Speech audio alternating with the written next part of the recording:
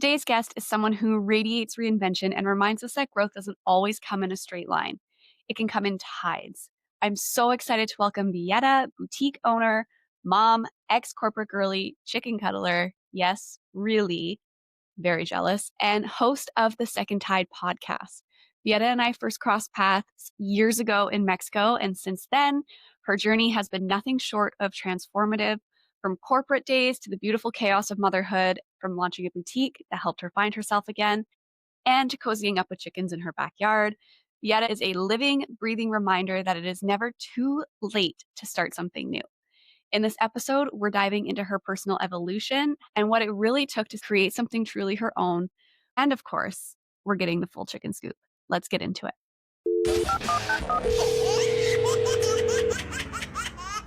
So, I mean, we met in Mexico I don't know what, like 10 years ago? Something like God, that? like something like that. Yeah, it's been a Something like while. I that. think we were Yeah. both living very different lives when we met. Yes. I think a lot has changed for both of us. Yes. But can you take me back to like what your life was like when we first met and how it's kind of changed since then? Speaking of change.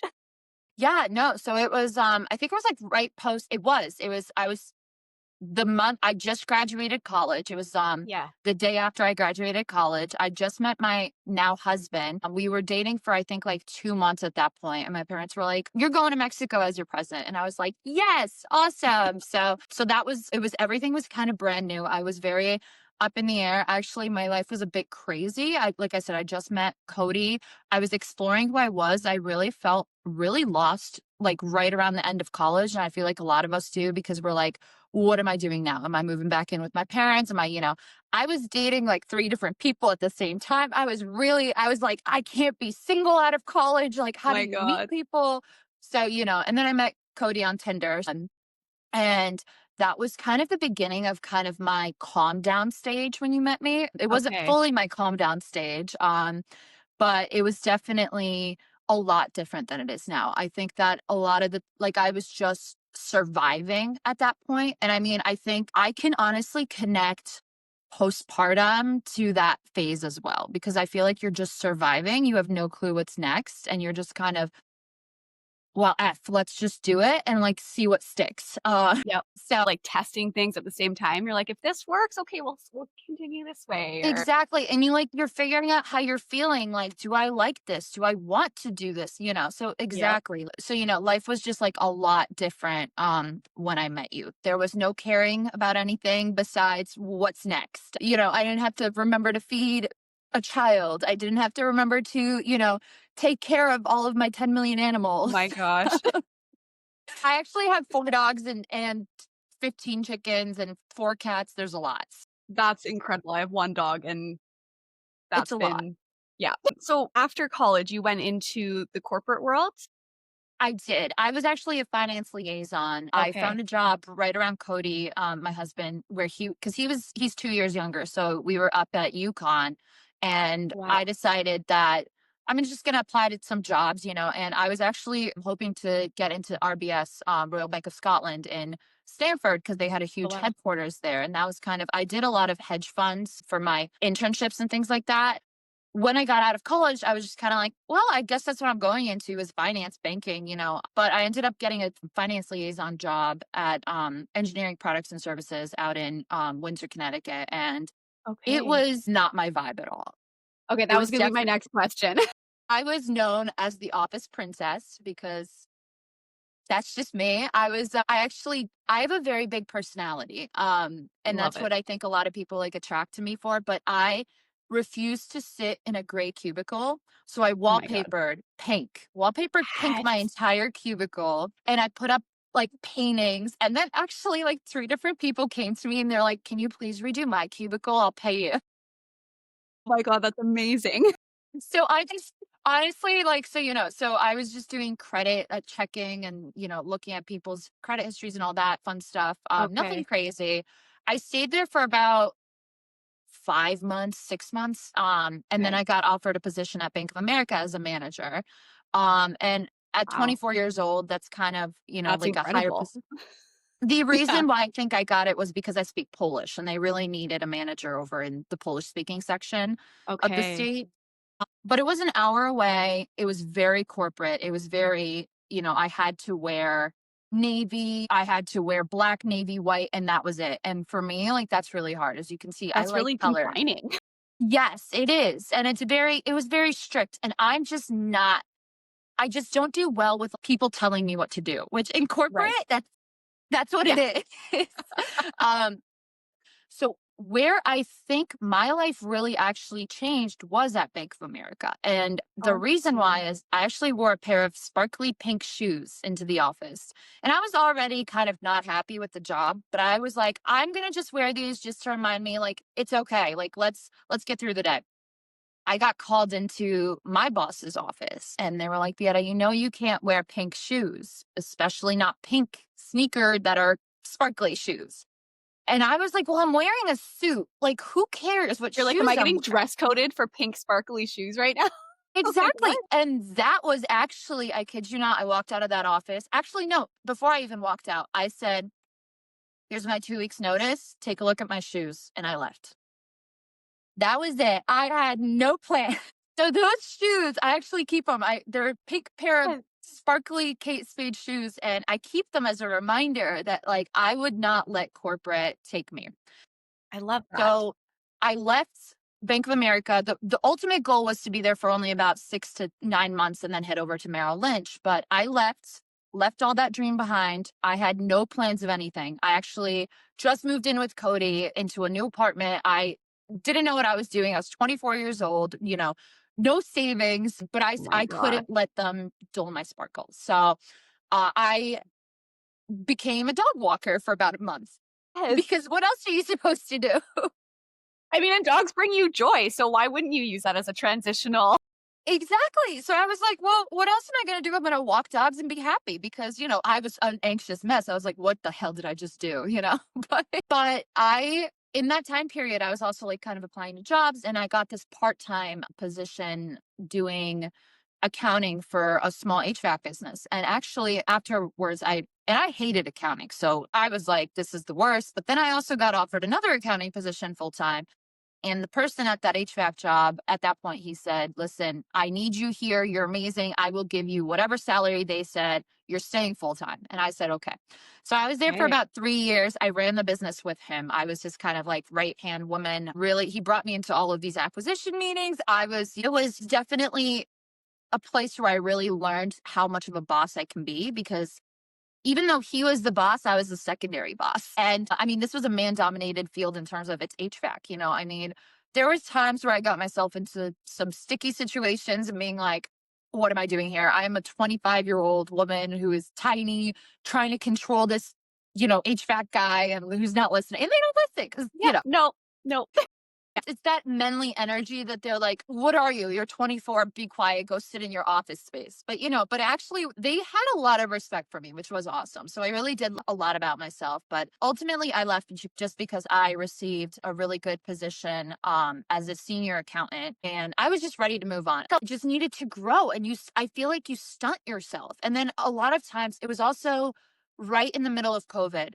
So it was a very weird time for Right. everyone. So I think a lot of us really made decisions because the job market was hot. You could really change your job and go from like making 60,000 and 90,000 in one jump. So people were So just popping. fast. And so then I went into a senior accounting position at Halo Mortgage and I knew that I could actually climb to where I wanted to be, which was at the time what I thought is what I wanted to do.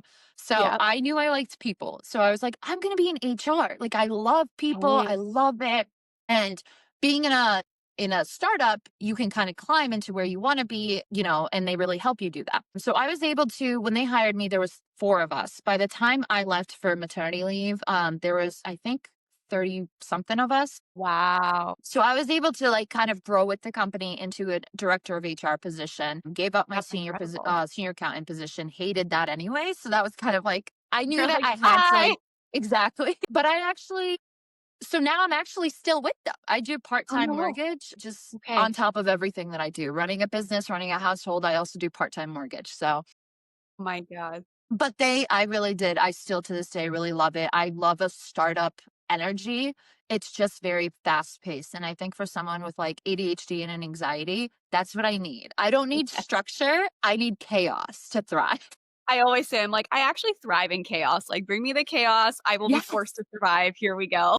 Exactly. Yeah. So that's Oh my god. so yeah. So after I had the baby, I went back and that was actually when I also decided I was like, what am I doing here? Like I could do this for Yep. myself. And that's when the boutique That's when came the to shift life. started.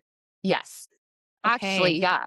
And I think I don't know if you've ever heard someone recently told me about the I forgot exactly what it's called, but it's like a renegade or retrograde, whatever, but it's the 29.5 year one. And it happens to every person at exactly 29.5 years. And I felt it because I was like, I'm 29 and a half.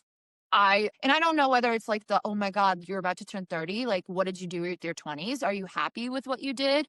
It changed my perspective. Like, I started, changing the way I dressed and actually Oh my started gosh. wearing the things that I wanted and started to really explore the questions that I was asking. And I think a lot of that is finding yourself after motherhood as well. So I think it's just a mix of finding yourself post being a mom and finding yourself in this new environment and all that. So it was just like a big mix of everything that really Yeah. brought me to where I am today. And you really get, like, thrust into it, like, especially if, we both had I mean, I was 30 when I had no, how old was I? 30, yeah, when I had my son, and I had a similar I was working for an office, and when I was 29, that all changed, and I went fully self-employed after building my business on the side, and it's this whole shift of, like, "Okay, I have a new decade, like, what am I going to do with this decade?" And I Yes, always say, like, my one of the phrases I repeat is, "This is going to be my most successful decade yet." Because I now I love that. I feel like I know where I wanna go with it, right? Like you said, it's Yes. that shift. No, exactly. And it's like just having that milestone of, okay, I have a new 10 years. Like Yep. you can leave everything in your 20s behind. That is not you anymore. And honestly, if you think back even 3 years ago, even before when you were a mom, I bet you were a completely different person. And Oh that my we god, don't talk about that. We talk about finding ourselves after motherhood, but we don't talk about I don't know about you, but I had a lot of still have a lot of guilt looking at photos of like postpartum me. Like I look at myself and I was like, I don't want to say disgusted with myself, but I was kind of angry. I was angry with that I let myself get the way I did, whether it was, with no self-care and all that. And like, but that's the it's thing is so a lot easy to slip into it. so easy. And then it's like pulling yourself out of it is hard. And it's, Yep. while you're trying to keep a child alive, you're also trying to keep yourself alive Yeah, I or I the feel new that. version. I never took a mat leave, which I know, like, some people do, some people don't, and up here in Canada, it's very common that people take, like, a year to 2 years Yeah. just because it's provided generally, but the Yeah. looks I got when I was like, "No, I'm gonna keep working because if I don't work, I lose my business." And that's the thing. You do get, see, that's where I think it differs because you had your business. So you didn't have an option of like, okay, I'm gonna take time off. I'll see you guys in, a year. Yeah. Here in Connecticut, in the States, we only get 3 months. And so right, it's I know. I mean, that's where I was thankful because even though I did work, I still had him with me, like, I brought him to content shoots and I did all that kinda stuff, Yeah. but I couldn't imagine having to, like, leave him at that time and go back to an office, like, that would just it I blows my mind. honestly, I heard like a lot of like my mom friends that did end up going back to work after the 3 months, and they were like, like the anxiety. And I can't even imagine Yeah, because I went back to work after 2 years and yeah. just for a half day. And I literally was like, oh my God, she's growing up without me. Am I going to miss everything? I've missed every single milestone just in this half day. She's going to probably start full on sentences while I'm gone. And like, it's just like your mom brain. It doesn't Yep. actually happen. It's not They'll actually logical when you look back at it.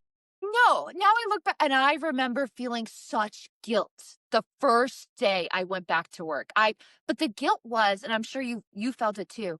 I was happy to be at work. I was Mhm. happy to not Yep. clean the house, to not take care of a child. I was feeling alive. But then in the Mhm. back of the brain, there was kind of like this little voice being like, excuse me, you're not supposed to be doing this. You should be at home taking care of your child, and you're And choosing it's to be here. loud. That voice is loud. It is, it is. And I think for me, a big part of why I wanted to go back to work was I'm just a very active person, so just doing the Mhm. same thing over and over. And, my neighbors consistently laugh at me. They're like, Beata, do you ever sit at home? And I'm like, no, I don't. Like, they just see my car driving. We live in a cul-de-sac. And like, they're like, oh, yeah, there goes Beata for the seventh time, like in and out of the cul-de-sac. And I couldn't sit at home. Like, it was driving me crazy. I needed that interaction. And what we did sign her up, she was in music class at 6 months old. She was in swimming Love class it. at 6 months old. We were doing all the things, but I was not getting that mental stimulation that I needed. And I struggled again with the fact that I wanted it, but I Yep. didn't want to be a bad mom. Yep. But then one day we're having like, wine night with a couple of friends.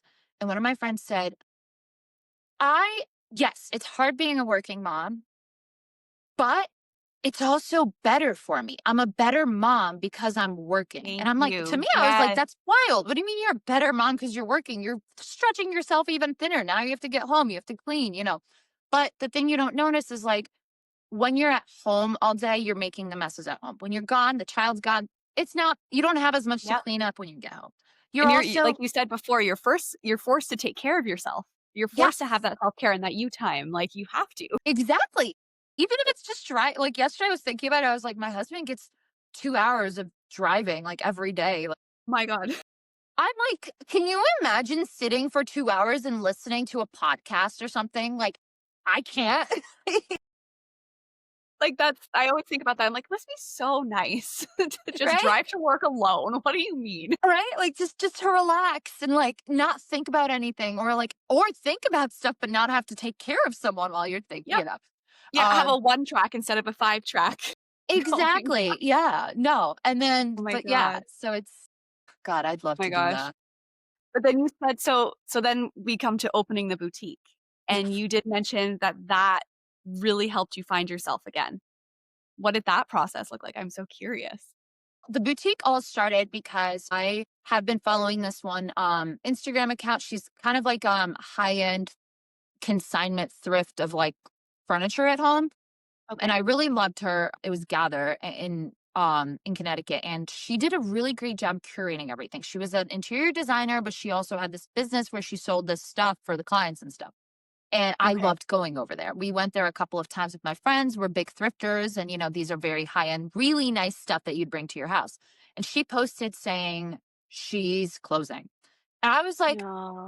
but I love this place. Like, what do you mean? She said, in her video, she said, I'm just ready for the next thing in life. If anyone would like to shop before we close down, you can come and like text me and I'll, set up a time with you. So I Right. texted her saying, you know, I'm really sad to see that you're closing. This was actually a big inspiration for one day what I want to do with like what I want to create is kind of like a space where I can have clothing and furniture and like new and used and she said to me she's like, "Well, I'm thinking about selling it. Do you want it?" And I said, whoa. And I get a little too excited. So I'm like, yes, I want it. And she offered it to me for a pretty large price. And I said, okay, well, let's just have a meeting. So we sat down with her. And as someone who has studied, accounting for three different businesses, and as someone who has ran two different businesses from the start up, I kind of knew what to expect, kind of knew what to look for. So I asked her for her financials. She doesn't have any financials. So I asked her, like, can you get me the financials? She's like, well, maybe. I'm like, okay, well, that's a red flag right there. Then I asked her, do you inventory? And she says, no, we don't inventory. And I'm like, ma'am, I've never worked at a shop, but pretty sure you should inventory. So I don't even know what I'm buying for this price that you're Yeah. offering me. So I walked away from the deal just because it didn't make sense. But I remember walking out of that meeting and thinking, what the heck am I going to pay her for? I could do this. Like, and Yeah. that's when the wheels started turning. My mom wanted to go into business with me, but she's not really a business person. So I was going to kind of do all of the business stuff. I started looking into ideas. And that day, her and I sat down and just kind of talked about what I envision. And she's a really big motivator. She wants me to succeed. Like, she's very like, you got this. So she's like, whatever you want to do, we'll make it happen. So she really helped me kind of see the vision. And also, and I don't know if you use ChatGPT, but I'm a big ChatGPT person. My ChatGPT goes on, like, mental health breaks quite often because I'm on it so much. Yes. My husband makes fun of me. He's like, well, when the robots take over, I know I can't trust you." And I'm like, "Yes, I'll be on the I robot say side." please and thank you specifically for when the robots take over. I hope that they will remember my Right? manners. They know way too many secrets, I think. Yeah. But so I spent all night because I'm a late night owl person. I'm not a morning person. So I spent from after my daughter went to sleep at 8:30 all the way till 2, 3 a.m., chatting with My ChatGPT, God. being like, okay, if I want to do this, how would I go about it? And actually chat helped me come up with the name, the sea glass and linen. I So because love it. I'm a creative person, but I'm not a creative person with words. And I say that to my friends all the time. I'm like, I'm not a card writer. I'm not a writer. I am a Right. visionary in terms of give me the thing and I'll make it work. I can make it pretty. Exactly. That's where I'm at. Yeah. Exactly. So really worked hard on it, and the thing is with my ADHD, I knew because I've tried to start businesses in the past. I get bored Okay. very quickly. I start doing the things, something becomes a little too difficult or I don't want to figure it out. And I'm like, yeah, all right, scratch it. Yeah. Next thing. We'll get there. Exactly. So I dove it. I Oh was my like, if God. I don't post that I'm doing this, I'm never gonna do it. So I posted, hey guys, I'm opening up a store in a month. See you in a month. And I was like, what did I just do? I just told everyone we're opening a store in a month.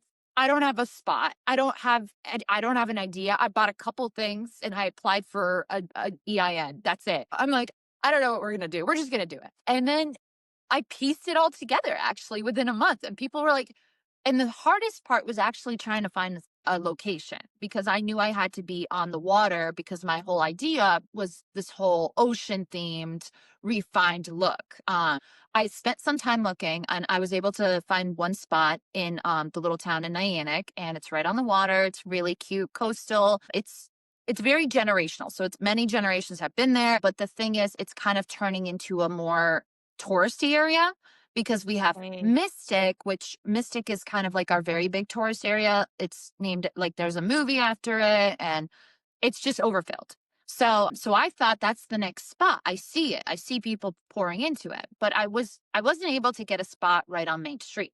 I was able to get a second floor, tiny, tiny little building, I like spot. remember when you were putting your videos and stuff above it. It looked incredible. Yes. Yeah, and, so many people were like, "I can't believe what you did with this space," but like I said, I sat there and I did everything after my daughter went to sleep because I didn't Oh my want gosh. the business to take over my mothering, because at that point, I was still kind of like, "I'm a horrible mother for wanting something more," you know? And I think it's just That bringing. voice. Yes, it's that voice. I burnt out, definitely burnt out. After the opening of our first location, I, came home, I sat down and I was like, what the hell did I just do? Because I just got myself into, and I was scared because the location wasn't prime. It was up a very long staircase. I was having a hard time trying to get people up there. But I also knew it was one of those things where I had to get there to meet the people to get down to Main Street. Yes. So, Yeah. because I don't know about your town, but our town's like once you're in a spot, you're not giving that spot up. A lot of those businesses have been there for 10 plus years. So I'm like, Yes. so the first time I saw one location, it was called the Book Barn. It's like cute curated books. It's like a big Okay. thing. And they have Okay. goats and stuff, but they left the location where I was. And I was like, every morning I drove by and I said, I'm going to take that location. And so I was like, this is my location. I'm manifesting. I will have that storefront on Main Street. As soon as they leave, I made the connections and I went from having zero options besides that tiny little apartment to having four different spots offered to me all within 1 week. That's incredible. Oh my God. You must have been like, what's happening? Like, this can't It be was real. Exact and I was freaking out because I was like, "We're not making money up here. It's our first month. I'm way I need to make money. I'm not doing anything." So I was like freaking out. I signed a 1-year lease, but with an option to break at 60 days. Then I was offered that book barn spot and I was offered a second further down location, not exactly on Main Street, but further down. And then this lady walks in. She looks angered. And I'm like, what did I do? I'm like, I put my sign out. I know I'm not Upset. supposed to. I literally was like, I'm not supposed to put my sign on the sidewalk. She's definitely here to yell at me about that. But I was like, but I need people to come up. She comes in. She looks around. She goes, do you want my spot downstairs? And I was like, "Who are you? Hi, who Let's are you?" rewind a second. Yeah. She's like, "I'm Anna's Pearls, I'm moving, and do you want my spot?" And I was like, "Yes, like, of course I My do." god. So she actually moved in. Her husband owned another store across the street. So she moved in with him Okay. because it was a bigger location and he took the back of the store, she took the front of the stores. Okay. Um, but I unrealistically, as I like to do, told myself I have 2 weeks to renovate the entire space and get the store open because we need to make money. Oh my god. So I replaced the entire floor, redid this part of the ceiling. I painted all of the everything My god, in Beata. 2 weeks. 2 weeks, late nights, super late nights. And we opened. And you know what? Like, partly we opened with no logo on the front door. I was like, whatever, people can figure out that Just it's getting people in. and we're just kind of like, renovating little things like as we go. But we did it. 2 weeks to renovate, to open. I actually took one of the other girls that was upstairs with me. She Yeah. does the jewelry. So, Yes. now I'm the only one that offers permanent jewelry on the street, which is awesome, and her vibe Okay. is very much similar with mine. She has 4 little boys. She's a Okay. mom. She wanted to do a business, but didn't want to go back to work. But then she started exploring with, jewelry. So she started making really gorgeous jewelry. She's got these 4 boys running around. So me and her vibed because her jewelry meant a lot to me. Like, I loved the ocean look of it, the gold, all of it. And then the fact that she's like, I need to bring my sons everywhere. And I'm like, I need to bring my daughter everywhere. They can play Isn't that and we can so learn. nice when you find that connection? Yes, You find people who understand. exactly. And Oh it's my god. And it's so great because there's days where, when my husband takes my daughter because he's home and her husband takes her kids and it's just me and her, I kid you not, sometimes we pour ourselves a nice glass of champagne and we're like, we definitely shouldn't be drinking at 11 o'clock on a Friday, but Much this is our, deserved.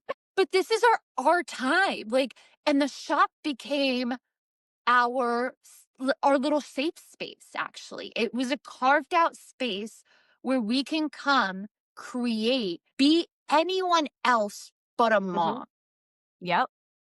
where I started to heal really deeply because I needed that space. Yes, the office was there, but it wasn't fully me. I wasn't able to dress up the way I wanted. Granted, I pushed limits on the business attire anyway, but it wasn't me. I wasn't able to decorate it. And a lot of it, like in my own house, I wanted white couches. I wanted white walls. I have 4 dogs and a toddler. A white couch is not a thing right now. So it I feel you became on a that. space where I can do whatever I wanted, whether I wanted to paint something on the wall, whether I wanted to try something new, I could. And I didn't have to worry about anything. Like, it was just kind of like, I mean, of course, the business comes with its own worries. Like, okay, now we got to make No, money. We got to keep the lights on. We got to.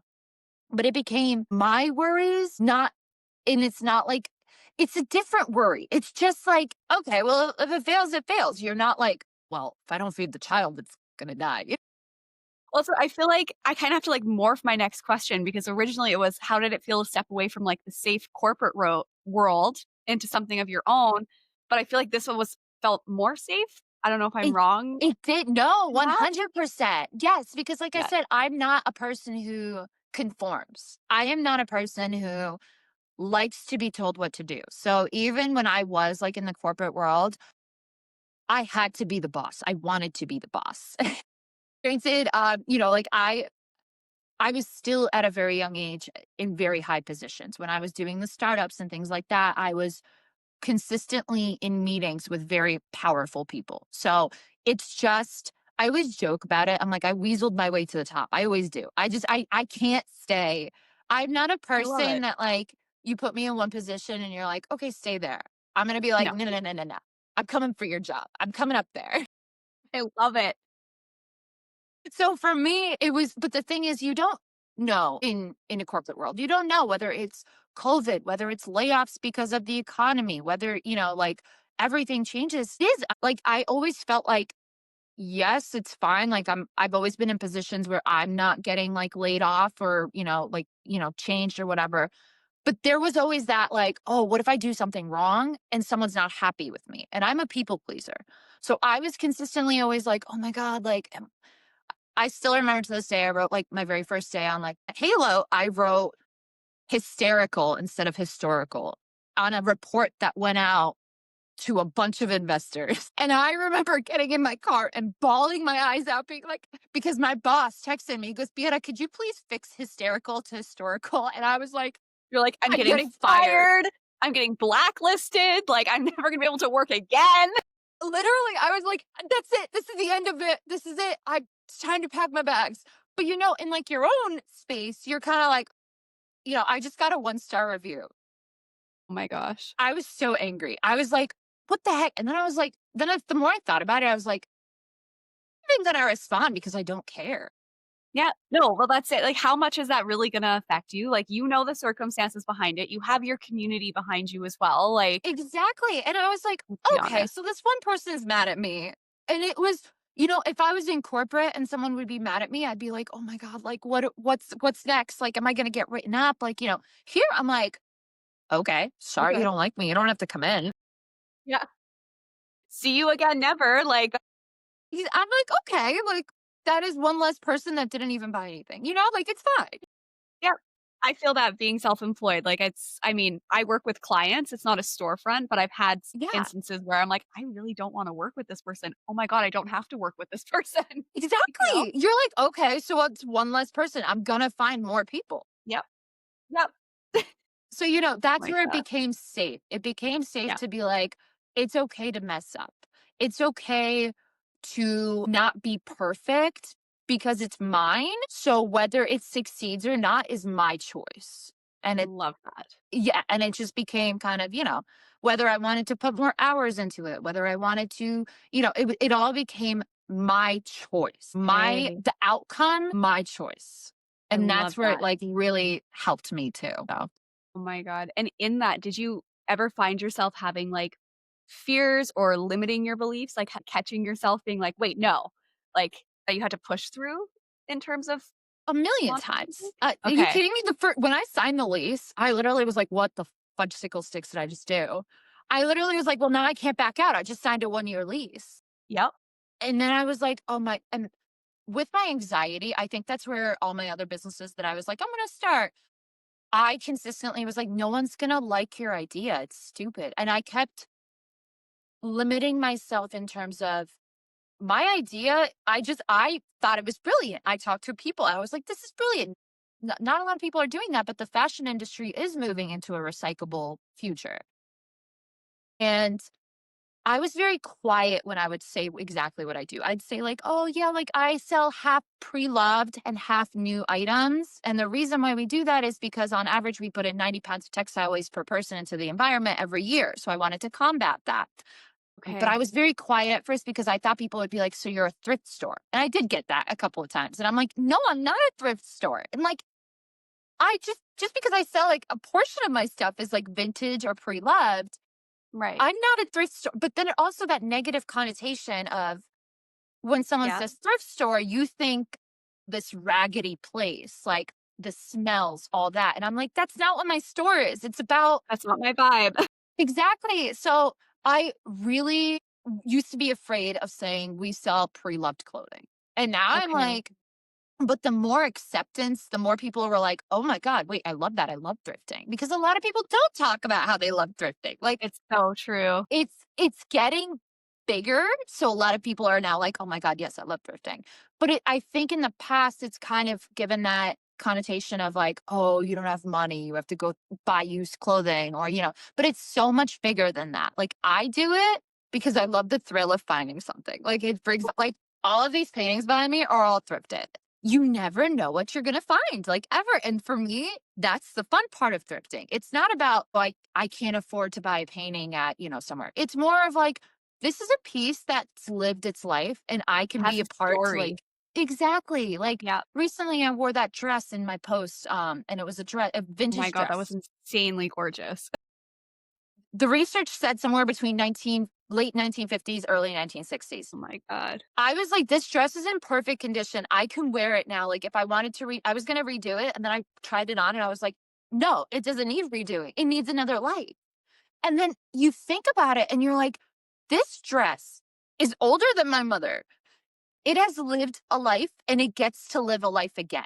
And Oh that's my what god. like thrifting and like secondhand is about. It's giving something a second life instead of it going into the environment where, we pollute the oceans, the lands, all that. I mean, right now there is enough, and I could talk about sustainability forever. So, but there is enough clothing in this world right now to clothe the next 6 generations.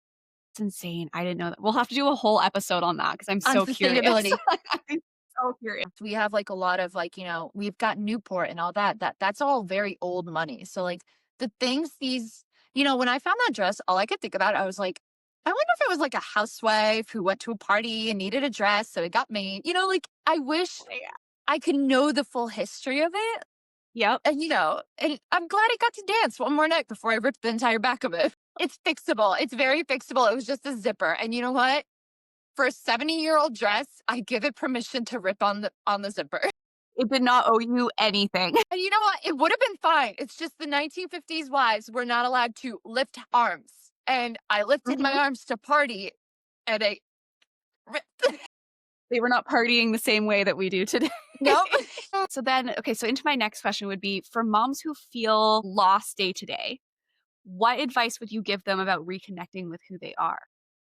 I think a large part of it is actually sitting down, journaling, and figuring out why you feel lost. For me, I couldn't pinpoint it. I knew that certain things happened to me during postpartum. Cody and I had a very rocky start to postpartum and all that. Okay. He went to rehab for a bit and he's now a year and 6, 7 months sober from alcohol, which I'm really proud Oh of my him. But gosh. for me, I felt so lost during that period and I didn't know why, but I knew that I had to like pull myself out of it. And I think Okay. a lot of it is remembering who you were when you were your happiest. And I I consistently love go that. back to like what makes me happy. It's figuring out who you are, but you have to try a million things, honestly. Yep. You Yep. postpartum, I literally was like, okay, I should lose weight. I'm going to get my personal training certification. I Yep. don't do anything with it, but I'm a personal trainer. Love But it. it's trying all the things, but then also not being scared to fail at them because that's where I Yes. struggled too is I couldn't find myself because I was consistently scared of trying to find myself. I feel like you really need to put yourself out there, whether it's I see a lot of women try like they want friends and they want that community, but they're not willing to go out. They're too scared to. And so for us, I don't know about you, but I don't know if you have here in America, we have an app called Peanut. Yep. Um, I okay, did try so that very briefly. so that's the thing is like it's very much like Tinder. You're like, Yeah. this is not for me. But then you're like, but you have to keep trying because I kid you not, one of my best friends, Kat, No way. I met her on there. And it was and here's actually a story about finding yourself. Yep. Totally off tangent, but I was looking for that community and I have a deep hatred of MLMs right now. And they target moms because we are trying to find ourselves. What better way to target someone who is extremely not confident in themselves right now than Yep. show them, hey, you can be happy and you can have friends. You just have to sell my product. So I went on the app and this one girl, she seemed super sweet. Like she was like, hey, like, do you want to go get coffee? Do you want to go for a walk? Like, kind of told me her No. story about like her postpartum and all that. Cause I was telling her I was having a really hard time I wasn't able to make milk, which is why I had really bad Yep. postpartum depression from that too. Yep. But I was like, yeah, like that's great. Let's go for a walk. So we met up 2 or 3 times, but every time she was pushing me her Arbonne stuff. Looking at me, I am the perfect Arbonne person. Like I'm that blonde person with the nice house and all that. Like Oh my I'm gosh. that person they want. Yeah. So she was like hardcore, like, you would do so great. I told my team about you. They're all so excited to meet you. And I was like, a team? Like, I can have a team with me. Like, I can have support. I My can help god. find myself through that support system that they're going to give me.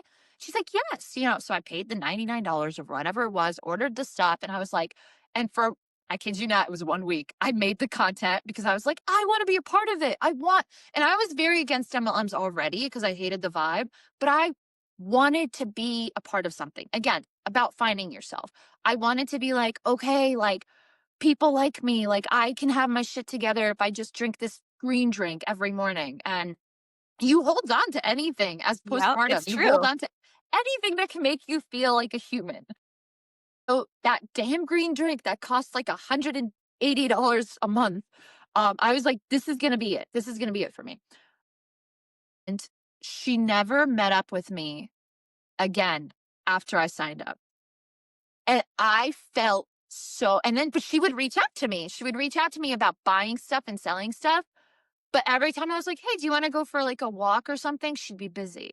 Or She's like, like, "I already she's just, checked you off my list. I'm good to go."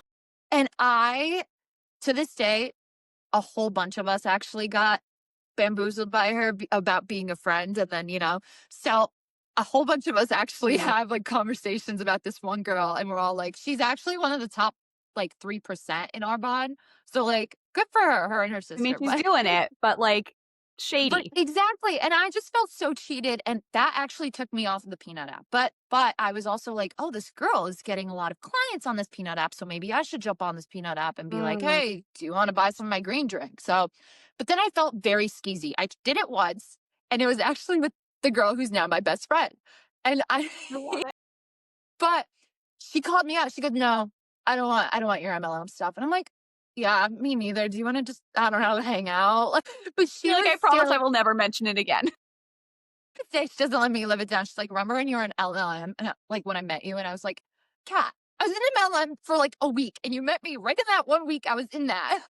You're like, "I'm I was actually like, trying to forget about it." "Yeah, right." Like I was like, "That was a dark time. I just want friends, man." And all of my friends weren't parents at that point, so it was hard for Okay. me to Yep. connect with anyone. And she does spray tans, so I needed a spray Okay. tan, and I was like, I'll reach out to this girl. She didn't like me at first, but like, I'll reach out to her. Try again.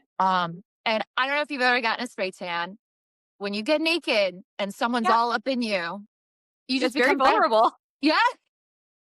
So we became friends really quickly. Her daughter's 6 months younger than my daughter. So especially Okay. after they were kind of like that crawling age and playing age, we became fast friends. And now you catch us together 3, 4 times a week. Like, we Love consistently that. text. So, and then we've got another friend here, who I actually just randomly, we were all building houses together, and I reached out to her randomly and I was like, hey, do you want to be friends? And she was like, yes. And we just became best friends too.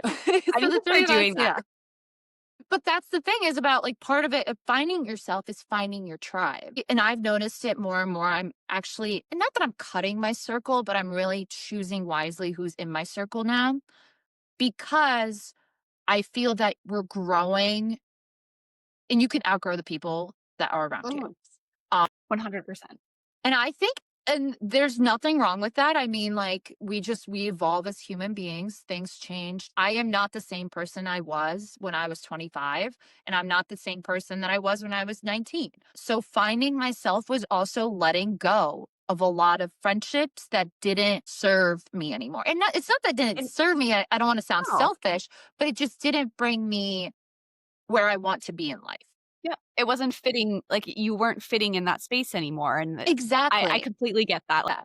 oh my gosh. So, okay, that kinda brings us to the second tide, which is your podcast that you're starting. I mean, I guess, like, we kinda see what inspired it, but tell me about what inspired it and what does the name mean to you? Yeah, so I'm really excited to actually start it. It's kind of been a slow progress just because I have so many things on my plate, but I'm really excited because I'm a talker, as you can tell. I could talk for hours. I love it. And I don't like making the 30-second TikToks because I talk too much. I try to cut down the video and I'm like, my 5-minute video, I can cut it down to about a minute, but I need a space where I could talk. And a lot of people have reached out to me. They're like, Beata, in the past like 2 years, like you have gone from like this party girl or whatever, and then a mom, and now a business owner. It's like the seasons, like how did it change? And I'm like, I don't know. Like, I don't know exactly where it changed, but it led up to it. And a lot of it was I didn't have the support that I needed to make the changes because I always thought I had to live this one life. My mom has lived, she just got, actually, I think a lot of it was my mom just got divorced after 30 years, finally walked away from a marriage after 30 years. And I was like, wait, so this whole time I thought I had to live this one exact lifestyle because that's what you've done and you told me that I should live this lifestyle, but then you walked away from it. What the heck? Why can't I do that? But Yep. a lot of women don't know that they can walk away. They don't know that they can restart their life. They don't know that you can literally change who you are completely postpartum. Like I think a lot of people get stuck on, okay, well, I'm a mom now. And like Yep. that is what it is. That's Like my I identity. That's where I have to be. exactly. Yep. But for me, and I always thought that that was going to be it. I was going to be the housewife, the and then when I actually became the mom, I realized it wasn't what I wanted. It wasn't, that's not all I wanted. And that's when I was able to kind of rebrand myself. And that's where Second Tide comes in because it is my second tide. I'm kind of taking over. And post college, I was so lost. I was like, what am I going to do? And then, like I said, like I had this second wave of it. Mhm. Oh my God, who am I now? I'm a mom, but I still haven't fully found myself. And your 20s are for finding yourself. So having a child, I was 28 when I had my child. So I was still in the I'm finding myself stage. And I kind of do wish now that I did wait a little bit longer to have a child just so I could get a little bit more of who I am. But during the time of postpartum, I lost a lot of who I was at that point. And it was kind of a cleansing. It was kind of that second tide rolling over me and washing it all away. I lost my biggest part of me was always my super long, super thick blonde hair. I had, all natural hair down to my butt. Like it fell out. It all fell out. Mushroom head. And then my hairstylist cut it all off. And I had hair up to here. And I cried for days because I was like, that was me. That was me. My hair, I That's was your known for my identity. hair and my hair, my blue eyes, like that was just me. And Oh my and it was taken god. away from me. So a part of Yep. it, when she cut that, I had an identity crisis. I was like, Yep. who am I now? Like, and I dyed my hair dark and I was like, that's not me. And, I think everyone goes through a dark, like, okay, like, who Mhm. am I? Let me dye my hair. Yep. Been there. But exactly. And then another big portion of it was I was always very, very skinny and I had eating disorders and things like that all Okay. throughout college. And then post high school, college, and then post college, I met my husband, ate a little too much. My anorexia turned more into binging Okay. and that's like a whole mental issue, but like I didn't realize that. And so I gained a lot of weight post college, which honestly I feel like a lot of people do I feel actually, like and that's we don't talk especially about in a it. new relationship, like that the new relationship weight is real. Exactly. And one of my episodes will definitely be talking about that. but but for me, I was very lost. I was like, I'm not this skinny person. I was always a skinny person. And then postpartum, I gained a lot of weight because I didn't make milk and I was trying everything. I was eating the Okay. coconut, all that. So I was lost. I was like, who am I? I look in the mirror and I was like, who is she?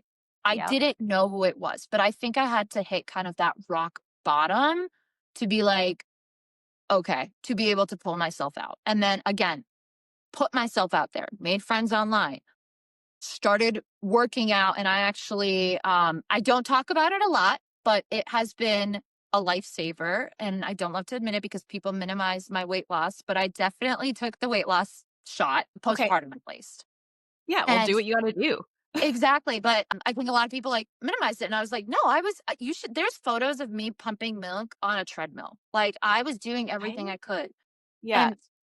and for me, my body was the first thing I had to reclaim to be able to start feeling like myself.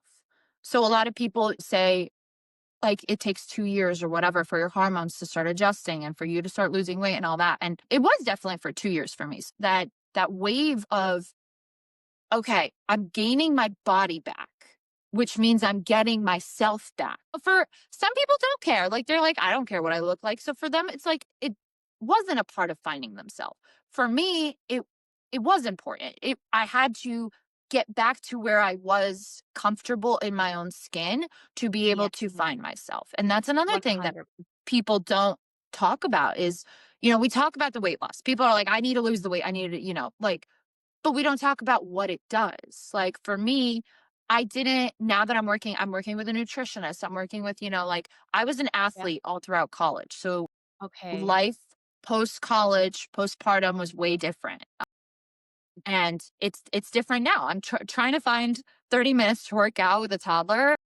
Yesterday, I had her downstairs, and I'm literally like, Cece, please just sit. I put Dora on the Peloton. I'm just doing body weight. And she's just over here like, what can I find to mess Yeah. up? And I'm like, I work out at 4:30 in the morning because otherwise I'm trying to do core or weightlifting, and my 11-month-old is also trying to do core and weightlifting, and I'm like, "Meh, eh." yep, yep. So you're a morning person. See, I'm a night owl. I will be working out. You'll catch me working out at Yeah. 12:30 at night. So Oh my God. 8 PM, I'm out. Like, I you're apologize if you ever message me and I don't respond. It's because I've gone to bed at 7:30 PM. But and that's another thing though. You have to find out who you actually are in terms of when you thrive. I tried to be that morning person. I tried to be like, I'm gonna wake up at 5 in the morning and go work out. And I'm like, I tried No, to I'm do it a not. bunch of times and then I'm like miserable. And I'm like, that's just not me. And I finally came to the realization, not everyone is a morning person. You And I don't don't have have to to be be. it. Yeah. So for me, My God. I stay up till 1 in the morning doing whatever, but then I sleep till 8. You wake up at 4:30, but you go to sleep at 8. Exactly. We're getting the same sleep, we're just shifted. Exactly, and it's just finding and just but Oh that's the my thing is, God. like, giving yourself the permission to do that. Give yourself permission to try and find what works for you. And again, the Yes. second time so bringing it back to the second tide, it's all about finding who you are after a period of no idea who you are. So Yes. for me, my confidence right now is so high. The boutique has really helped with that because I saw that I can do it. That was my second wave. I saw that, oh, people actually do like my ideas. It was validating. It felt good. I'm not just a mom sitting in a house. I'm a businesswoman. I'm a person who's a visionary. I am that person. And it validated it. The boutique validated it. This podcast, I'm growing my Instagram. I actually thought, I was like, no one's going to follow me. I've gained like 40 followers in a month. And I'm like, okay, Yes. we're doing it. Yes. Oh my God, that's so satisfying. But exactly. And it's like, I think I've put myself in a little box for too long, thinking that I need to be this quiet mom sitting at home, cleaning. That's it. And then I realized I'm not that. And that was my second wave. I'm here, I'm loud, and I'm telling the dogs to be quiet all the time because they're driving me crazy. Oh my God, I love it. Okay, Honestly, if you ever like are in my house, that's all you hear is me being like, Jackson, Callie, okay. Finnegan, get up. Do you not find that's like when people ask me, they're like, what was the most overstimulating part of postpartum? And they're like, the baby crying. I'm like, the The dog's dog. clicks on the The hardwood dog. floor Oh, that's another thing that yeah, we got to circle to or it the for real licking. quick. That is another thing that people don't talk about. When I went back to the office, not having the dogs near me, and I actually felt really guilty about that because that's another mom guilt thing because those were your babies at first.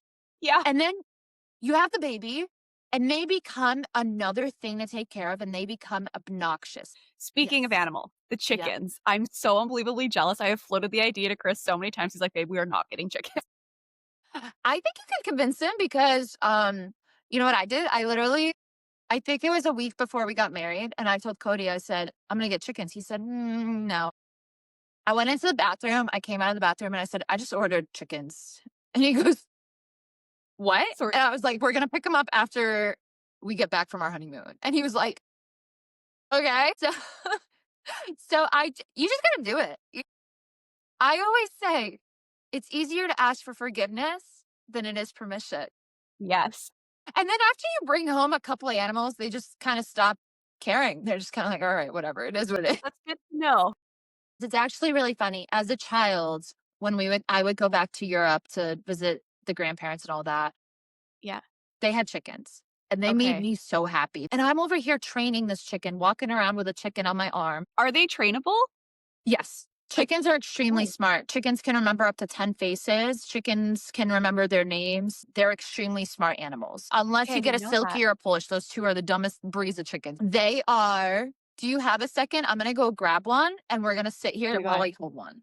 I'll be I'm so really quick. excited. Okay, now we can talk chickens. So Who is this?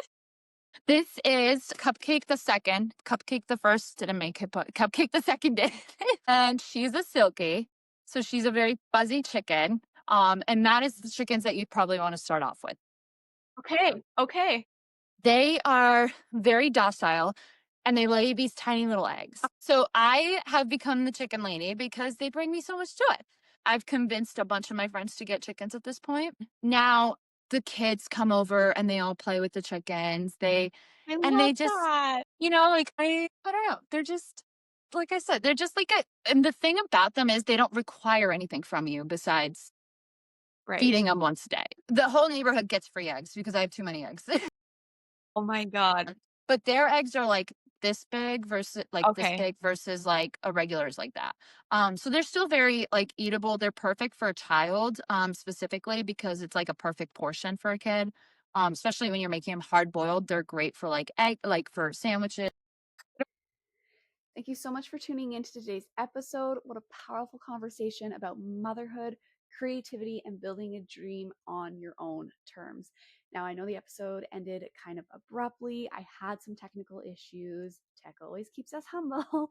But here's what you missed. Her boutique, Sea Glass Linen, is located in Niantic, Connecticut, right on the coastline. You can check her out at seaglasslinen.com, or you can follow along on Instagram at seaglasslinenct. She's also launching her brand new podcast later this month on Spotify. You'll be able to follow that journey and behind the scenes over at Beata the Second Tide on Instagram. It was such a great conversation today, and I'm so sad that for you guys it ended so abruptly because we could have gone on forever. So we will definitely be having Beata back. And if you're loving these episodes, I would love for you to subscribe or follow Please Hold I'm Mothering on Spotify and YouTube so that you never miss a drop. You can also come hang out with me on Instagram at Please Hold I'm Mothering Pod. I'm always sharing behind the scenes, upcoming guests, and all the chaos in between. Have a good day.